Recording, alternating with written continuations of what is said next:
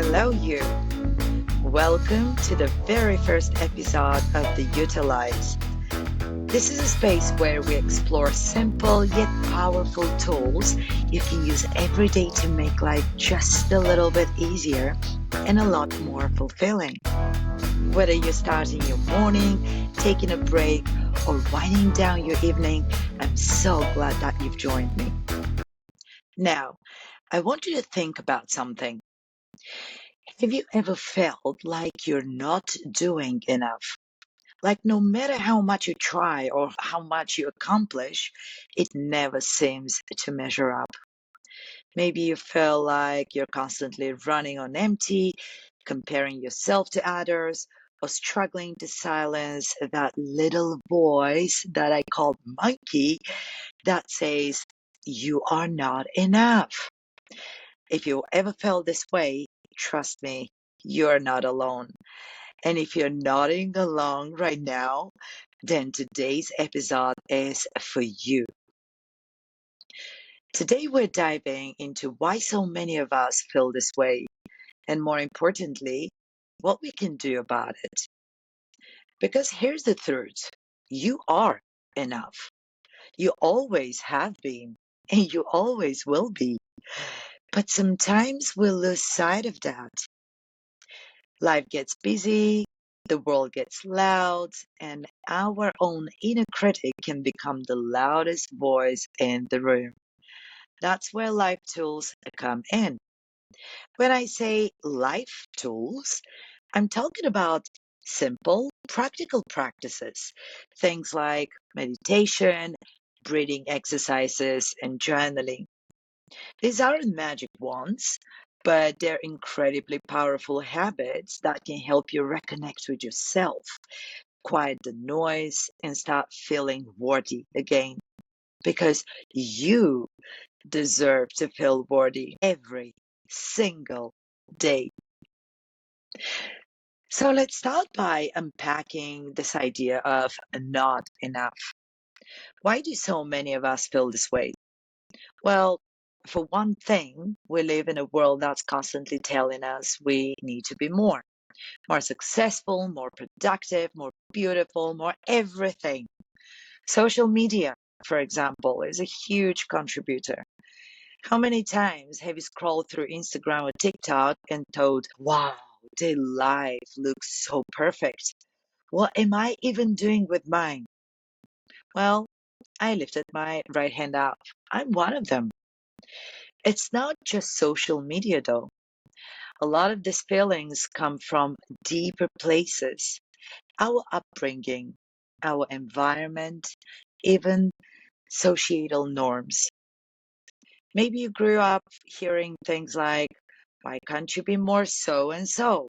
Or maybe you've internalized the belief that your worth is tied to your achievements. Whatever the source, these feelings of inadequacy can take root and grow into this constant nagging sense that you're falling short. But here's the thing, you don't have to stay stuck in that cycle. You don't have to let those feelings define you. That's where life tools come in. Think of life tools as your emotional and mental toolbox. Imagine trying to fix a broken chair with your bare hands, for example. It's nearly impossible, right? Now imagine trying to fix your mental or emotional state without any tools. It's the same logic. Life tools give you something to lean on, really. They're small, actionable practices that can help you pause, reset, and reconnect with the root of who you are. And you are a source of joy, a source of love. And today I want to share a few of my favorite tools with you.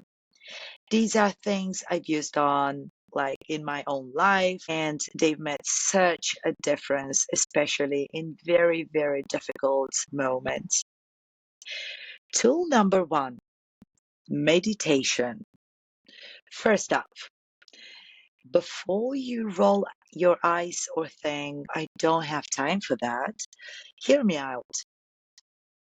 Meditation doesn't have to be complicated or time consuming. It's simply a way to pause, breathe, and quiet your mind for a few moments. Here's a quick exercise you can try right now. Just close your eyes, unless you're driving, but then obviously stick to the path that you're following. But if you're at home and just sitting on your couch or on your chair, on your desk, you're laying down, just close your eyes and take a deep breath in through your nose for a count of four. Hold it for four counts. Then exhale through your mouth for four counts.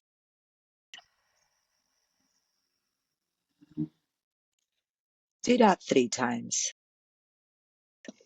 And that's it. That's meditation. And if you can do it for just 3 minutes a day, you'll start to notice a difference. Inhale in for four, hold it for four, and then exhale it for four.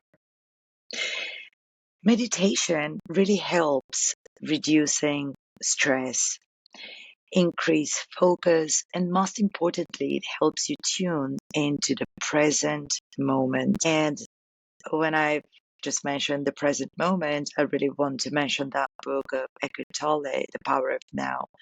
It's a really invaluable book, and it's like my Bible. I definitely would recommend you to read that book. It was very difficult for me to go through it. I started it like multiple times, maybe three, four, five times. But when I stick to that and when I went through the first chapter, everything fell in place. So I definitely recommend that book of Eckhart Tolle, The Power of Now. It's eye-opening and heart-opening, I would say. And definitely you will learn so many insights of how to stay in the present. Okay, let's move to the tool two, the breathing exercises. So this tool is something you're already doing right now. Breathing, that's your birthright. But here is the thing. Most of us don't breathe deeply enough. When we're stressed, our breath becomes shallow, and that really sends a signal to our brain that we're in a danger, which only makes things worse. One of my favorite techniques is called box breathing. It's super simple. Inhale for four counts, hold your breath for four counts, exhale for four counts, and then pause for four counts before starting again. Did you resonate with the meditation? Well, yes, it's pretty simple. I told you that's really one tool that you can use in multiple ways. And this technique is amazing for calming your nervous system in seconds. It's like reset button for your brain and body. So you don't need to close your eyes. You just breathe. Inhale for four counts. Hold your breath for four counts. Exhale for four counts. And then pause for four counts before you start again. Just try it. Try it now. You can pause the podcast and you can try it. Let's move to the tool three, self-compassion journaling. So this third tool I want to share is journaling, but not just any kind of journaling. I'm talking about a self-compassion intentional journaling. And this is where you take a few minutes each day to write down one thing you're proud of, one thing you're grateful for, and one thing that you can say to yourself. So, for example, today I'm proud of myself that I ate healthy. I'm grateful that I went out and I met with my friend and our dogs. And the one thing that I really want to say to myself is that there is no fear. You see, that's the first episode of my podcast, and I'm really delayed that process with already 2 or 3 years now before I actually jumped and decided to record it. So, this is what I really want to say to myself. There's no fear, and you can do it anyway. So, why does it matter? It's because the way we talk to ourselves shapes the way we see ourselves. If you wouldn't say something to your best friend, why say it to yourself?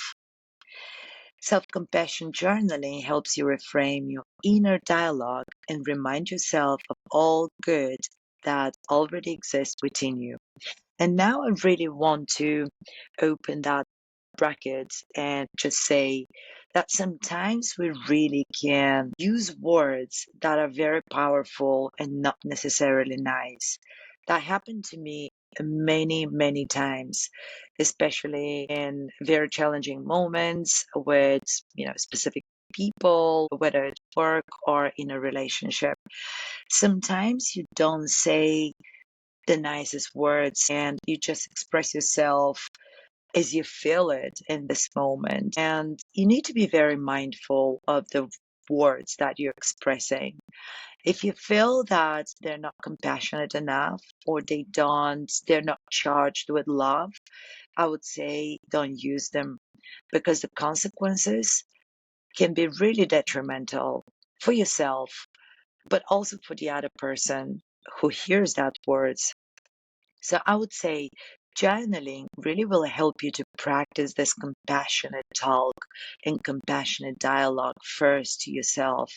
And then it will build up the language that you can use in every circumstance, in every area in your life, with every person that you're communicating with. Because words are so powerful. Words should be empowering and they should be high vibrational rather than low vibrational. They should be focusing on the positives rather than on, just hurting and breaking people's hearts or just destroying the situation and the circumstance that you are at this very moment. So I would say definitely journaling will help you to practice on what words you can use, what loving words you can use first towards yourself, and then you can use that language out in your world. So I'm I really want to share, this a little personal story about how these tools have helped me. There was a time in my life when I felt like I wasn't doing enough. I really felt like I wasn't doing enough in my relationship.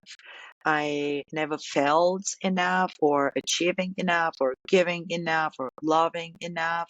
And I was stuck in this endless cycle of comparison and self-doubt and then doubting the other person and just, focusing and seeking for this validation of, someone saying, hey, you are enough.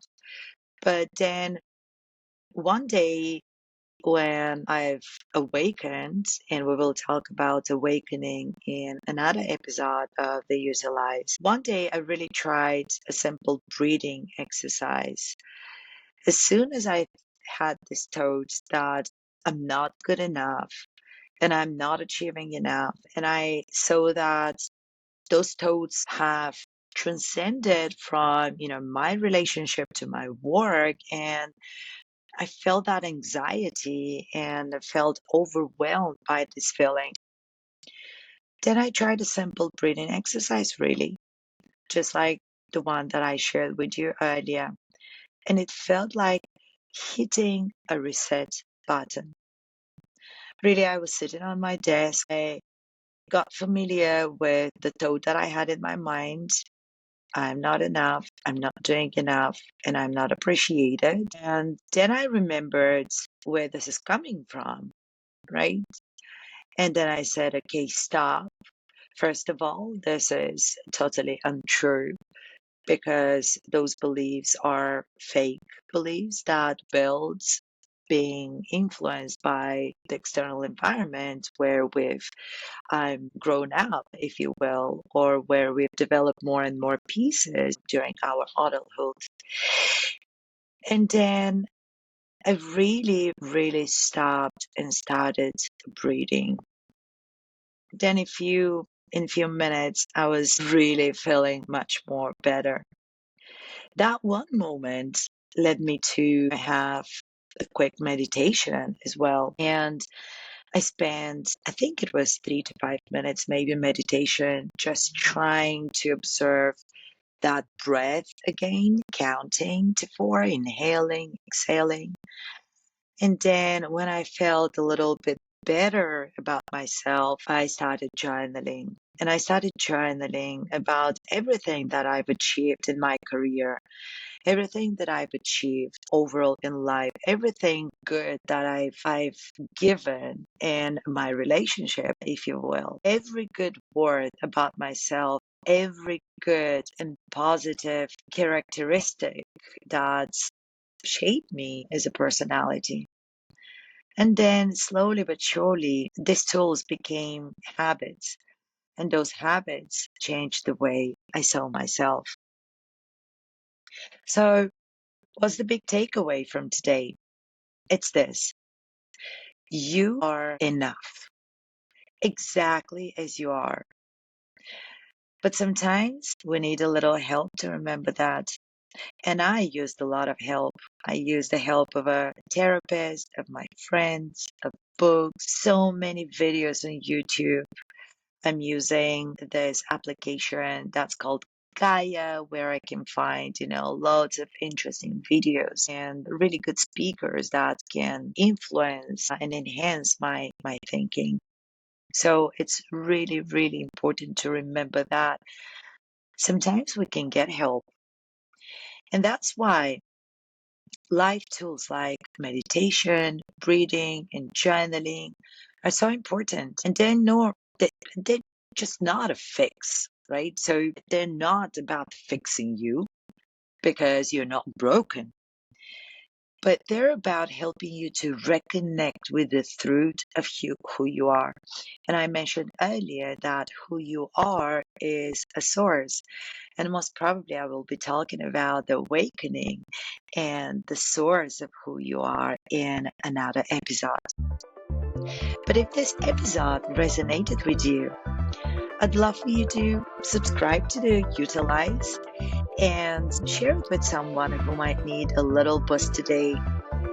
You can also follow me on the You, which is on Instagram, and I can share more tips and tools.